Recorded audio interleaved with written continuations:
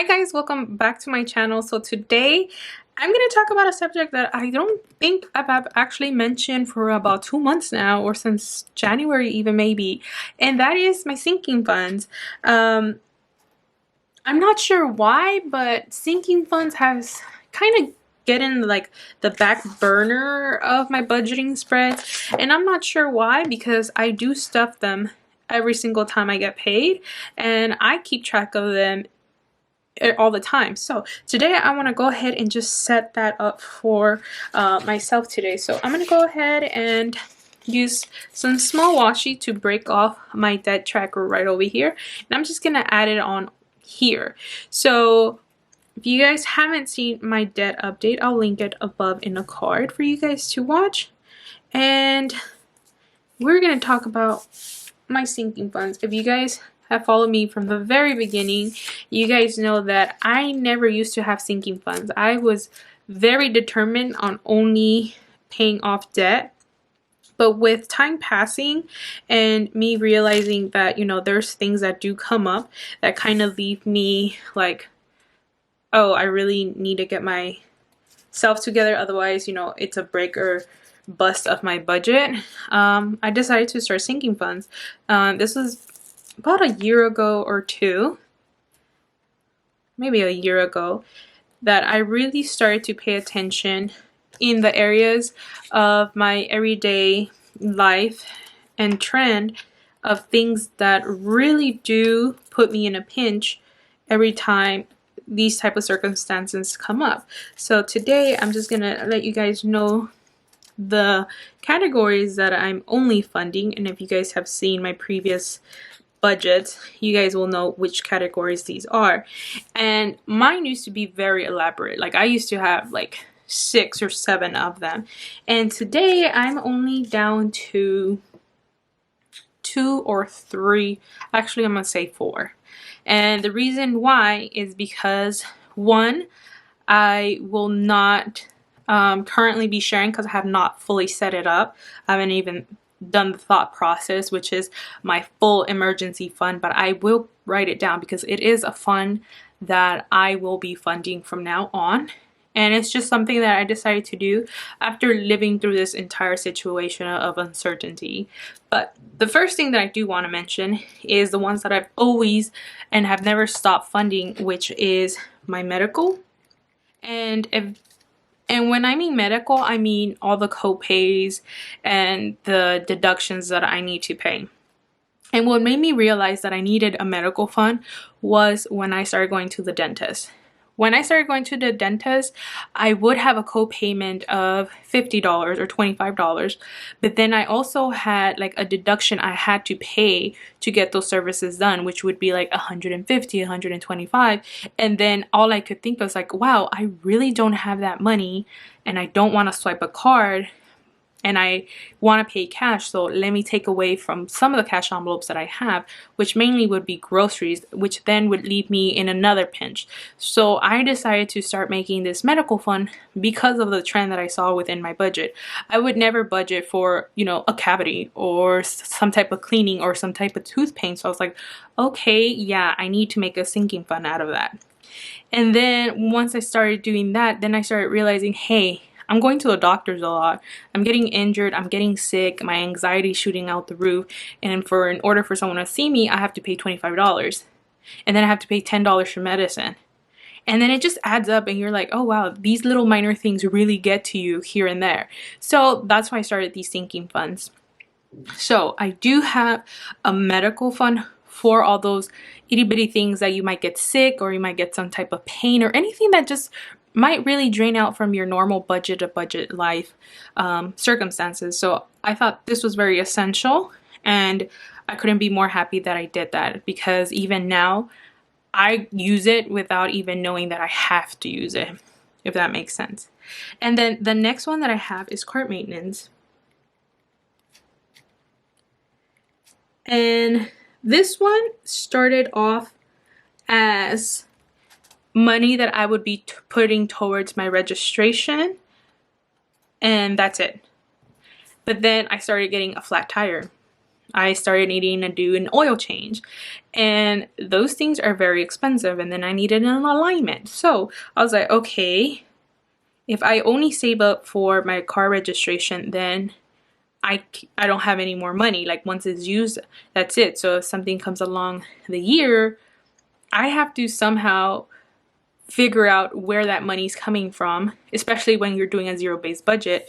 You really don't really plan for a flat tire. You really don't plan out for an oil change or a broken water pump or something like that that happened to me. And those things can get very expensive. So I was like, okay, you know what? I really needed to take my car maintenance serious. So besides budgeting out money every paycheck for some type of car registration, license, anything I can think of, I also added, hey, my car needs maintenance. It needs tires, it needs oil changes, it needs some type of fixing. So I decided to do this. And one time it came really handy because my tire popped one day and I was like, oh my God, I don't even know how much tires were back in the day. And I was just like, yeah, I need money. And luckily I had my sinking funds with me and that money came out of that. So that's are the two important things that I will forever fund. Now, the next one that I actually have, which has to do with car maintenance, is a car fund.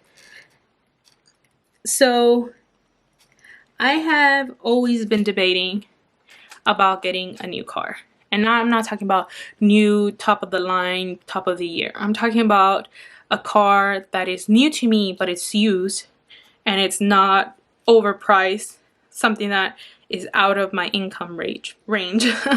I think Dave Ramsey has a specific percentage that if you have a car within this percentage of your income at a yearly base, then you're fine. And that's what I'm planning my car off of. So I did start a car fund because Ken, he's my day beater, what people call it. He needs an upgrade. And not only that, he's kind of scary sometimes to drive, especially when it's raining. And he's getting old. I have a 2008 Honda and it's pushing 220,000 miles. So it's it's due for an upgrade, and I haven't been more excited than enough. If anything, the only person that really pushed me to do this was Penny's Not Perfection, Mary. I'll link her down below. After seeing her save up for her car, I was like, you know what? I can make this a reality. Like right now, I'm just wishing that I had a new car, a new used car. And after seeing her being able to pay her car outright, I was like, you know what? I can do it too if I just start.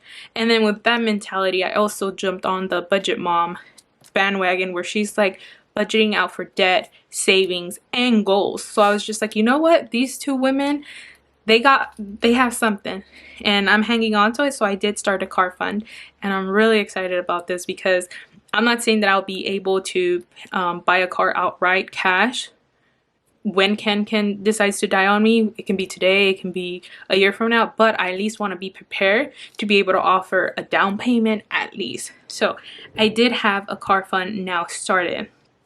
And the last but not least, which is what got me thinking about sinking funds all over again. And this is not a really sinking fund. This is a savings tracker.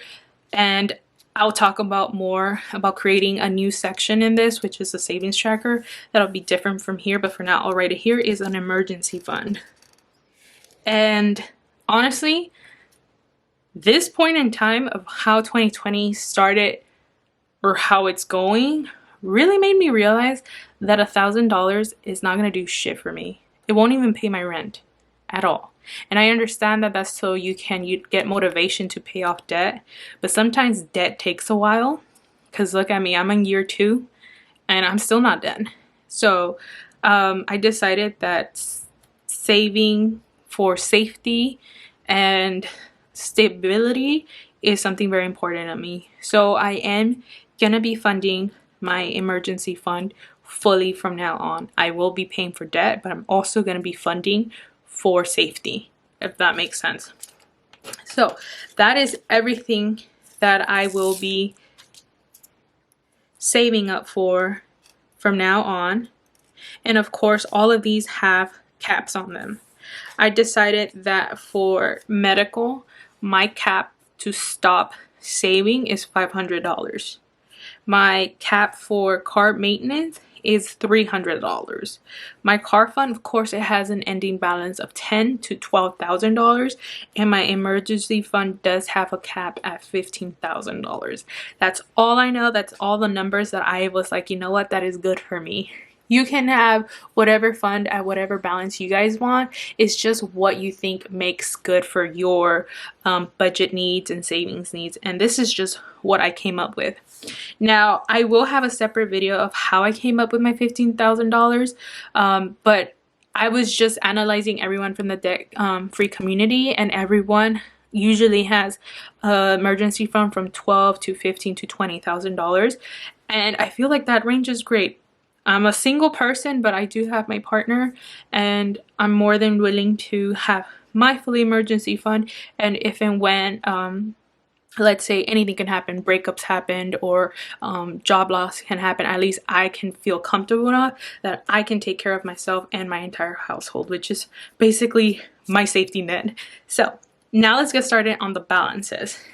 Now, from the last flip through that you guys saw from my ring planner, I've actually changed out, and I've made this my sinking fund planner just because I just wanted a different look. But the categories are still in here. So if you guys are wondering, these cash envelopes are from Romina, and here they are. So the first one that we have here, or that we're going to talk about, is medical. And let me actually just pop them out so like that you guys can see them, and I'll keep my little precious planner over here. So the first one is medical, and this is what I'm starting off for in April. Now this I used to carry around about in March because I was going to the doctor's often, but if not, this is staying in a safe. So this one I have 20, 40, 60, 80, 90, 100, 10, 20, 25, 26, 27. So I currently have $127 saved up in my medical fund. And if you're wondering why they're such in small bills, if you guys don't know, co-payments are like $25, $50. So I'd rather keep on hand small cash bills for medical fund. Like that, it's easier to just pay the fee or like whatever deduction they need. So that's why you see small bills, but this is my medical fund, and that is 127. Of course, once it starts getting really big, I will transfer this out into a savings account. And sorry if you hear all that noise in the background, they are doing construction and they're not gonna stop, so I might as well not even try to wait. Next, I have cart maintenance.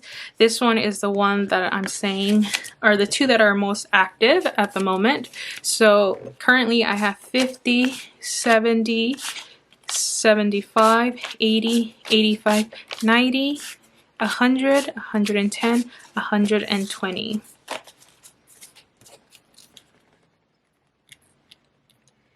This one is not used as much as my medical fund, but I do have instances where I do need an oil change in some unforeseeable future, because sometimes I do forget to check my oil percentage until my car lets me know, and I'm like, oh yeah, I need to start buying stuff. So these often don't get car maintenance doesn't get often used, but I've gotten flat tires like twice, and I've had to change out some things. So this one is not as used as my medical one, but they're currently at the same savings tracking level. Now we're going to talk about my car fund. And my car fund is very variable. I'm not saving at a impossible fast rate because it's not important, but I do try to track it as much as I can, depending on how my finances go every single month. And for this one stays at a bank at all times, and I believe I have it all the way in the back. I started this when this whole year started, and right now I currently have $929.31 saved up. So that is going to be my starting balance for my car fund. So 929. I forgot the cents. Let me see. 31 cents. I didn't want to currently, I didn't have a spread for it, but I did want to track the amounts I throw in it. So now that I'm finally resetting up my sinking funds, now I can really see the numbers. Now my emergency fund is at $1,000. As you guys know, everyone starts with this if you follow the Dave Ramsey plan. And I'm planning on throwing money at that every single day. Not every single day, every single month where I have money to spare. I'm not saying I'm going to save this within a month, within a year, because savings does take a while. It's like paying debt. It takes time and it takes determination, and it's all will. So that has been my sinking funds. I hope you guys enjoyed it and it makes you think of sinking funds that are maybe an essential or priority in your life. I know mine has really shifted from the beginning of my debt-free journey till now. And honestly, I'm happy that I'm able to do this because I can see my debt progress and my savings progress all in one. And I think that's honestly the best way to look into your finances. It's just not black and white. It can be colorful and in between. You can save and pay off debt at the same time. You just gotta see what's more important to you. Finishing off paying your debt at a gazelle intense rate, or enjoying life, saving for your future while still getting out of debt. And that's how I see it. So I hope you guys enjoyed this. I'm really happy about everything. Oh, and before I go, I do actually want to do my little transaction log here in the bottom. I'm like, I know I want to be able to track if in case I do spend anything from my medical or car fund that I usually have laid out in my calendar like last month. So I am going to go ahead and put a little transaction log here in the bottom. And that's because I rarely, like I said, I rarely use these, but they do get used in unexpected days. So I'm gonna have this just in case I do need any of these cash envelopes or savings for the future of April. So thank you guys so much for watching. I hope you enjoyed the video, and I'll see you in my next one. And don't forget to like, comment, and subscribe if you haven't already, and click the notification bell so you guys can know every time I upload. So yeah, bye.